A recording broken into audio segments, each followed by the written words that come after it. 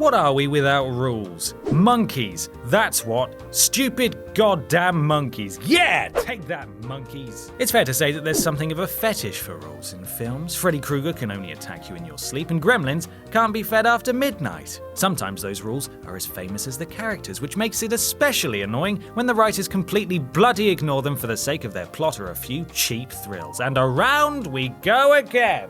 I'm Ben from Whatculture, and here are 10 more movies you didn't realise stupidly broke their own rules. Number 10. Changes in the past change the present.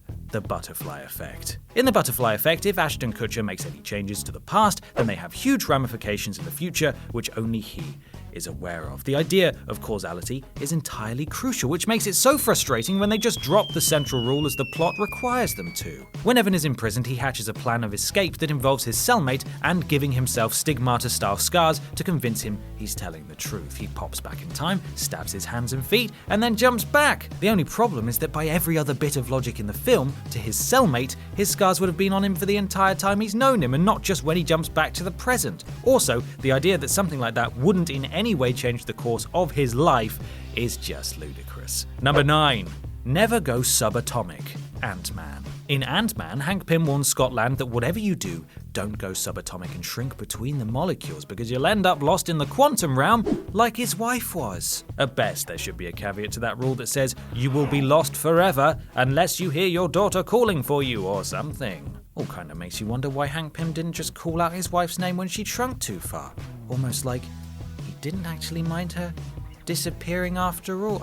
Okay, he definitely killed her then. Just hiding it, just covering it up. Number 8. Kicks wake up the dreamer. Inception. In Inception, the only way to get out of a dream other than dying is to experience a kick that jolts the dreamer out of sleep. Despite how important the complex logic of Inception is, Christopher Nolan messed up. In the first dream level, when the van goes by, Yusef goes off the edge of the bridge. Strictly speaking, Arthur should wake up. He's the dreamer in the second level and is experiencing a kick in the first level, meaning he should wake up. He doesn't need the same synchronized kicks the others need because he didn't go deeper, and yet somehow he doesn't wake up until the others do, which is just sloppy, Christopher, just sloppy.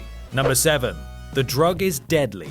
Limitless. According to Limitless, taking the super drug NZT48 turns you into an absolute genius capable of all sorts of higher brain functions. Unfortunately, it also comes at a deadly cost, and users tend not to do well after prolonged usage. Well, it is until the film just decides to break its most compelling rule and has Bradley Cooper's Eddie realize that he can just use his new special brain to work out the issues with the drug in a sort of wishing for more wishes loophole. He comes to the conclusion because of his boosted brain power, which is sort of fine, except it assumes that none of the other users would come to that relatively simple solution with their own identical boosted minds. Number 6. The Chosen One can do anything. The Matrix sequels. Since he's the Chosen One, Neo can basically do whatever he likes at the end of the first Matrix. It's a nice idea while it lasts, which is not very long at all. Even though he's already proved he can fight agents, something no human could do, that he can read the Matrix code in real time, and that he is the real McCoy that Morpheus is looking for, by the time the sequels come about, he's back to being fairly unspectacular. He can no longer manipulate the Matrix to his every wish, and he's just as subject to rules as everyone else, barring a few small exceptions. Number 5. Mess with the past, mess with the future. Back to the Future 2. In Back to the Future, if you change the past, your actions have huge impacts on the future, except when they don't fully, sort of. In 2015, Biff witnesses Marty McFly buy the sports almanac and works out that he and Doc are time travelers, so picks up the almanac and somehow manages to pilot the DeLorean back to 1985 to give it to himself, then returns to the exact same time so nobody notices. Now, by the laws firmly established in this film universe, this is impossible. The second Biff went back, he irreversibly changed the timeline, and so the future he goes back to no longer exists. With the new 1985 timeline established, in which Biff becomes Donald Trump essentially, the old 2015 is wiped out, so he wouldn't be able to get back to where he was, and it's very stupid. Number 4. Only the worthy may pass. The Never-Ending Story. In The Never-Ending Story, Atreyu must navigate 3 gates to get to the Southern Oracle, the first of which is the Great Riddle Gate, an ordeal that requires complete worthiness to gain a pass. The Sphinx's default setting is eyes closed, and if they open them, all hell will rain down as they will shoot energy out of their eyes because their one job is to stop the unworthy getting through at all costs. When Atreyu attempts to pass, it looks like he's going to make it before the Sphinx's eyes open as he is judged unworthy and is duly blasted blasted to smithereens, except that he's not,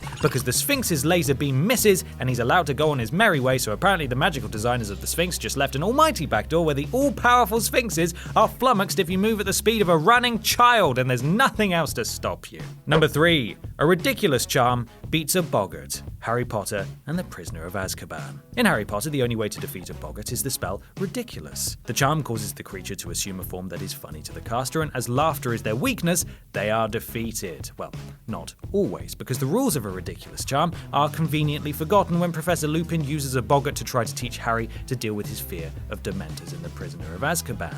During their training sessions, Lupin urges Harry to project a Patronus to ward off the Dementor, which would be all well and good if it actually was a Dementor. But it's not. It's a boggart appearing as a Dementor, and as such, using a Patronus charm against it would be as effective as trying to kiss it. Number 2. Time resets when an alpha dies. Edge of Tomorrow. The time loop in the Edge of Tomorrow is governed by the aliens, and the moment they die, time is reset to their reset point, so they can go about tactically avoiding all the things that would lead to their deaths. But wait, in his first death, Tom Cruise's cage is empowered with the alien time-traveling power when he blows up an alpha with a mine and gets doused in the creature's blood. But the problem with that, of course, is that the alien died before its blood could possibly have hit him, meaning the timeline should have been reset. By blowing it up, he killed it instantly, rather than wounding it enough to ensure he was covered in blood before it died to reset the timeline. And instant, in this case, means no time between the death and the Omega resetting in which the blood could get to Cage. Number 1. Kryptonite limits Superman's powers.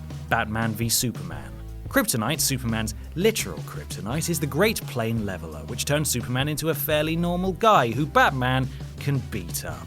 As with the traditional Supes law, it essentially wipes out all his powers, but then actually no, it only affects some of his powers, so it's just okay really. As ever, Superman's power set is incredibly malleable, as per the requirements of the plot. Despite showing that a cloud of kryptonite gas would render Superman considerably less strong than Batman in their fight, the kryptonite spear he uses to kill Doomsday has very little real impact on him. Yeah, it makes him gurn in pain, but he can still fly somehow. It's just one rule for Superman and another rule for everyone else. It's not fair.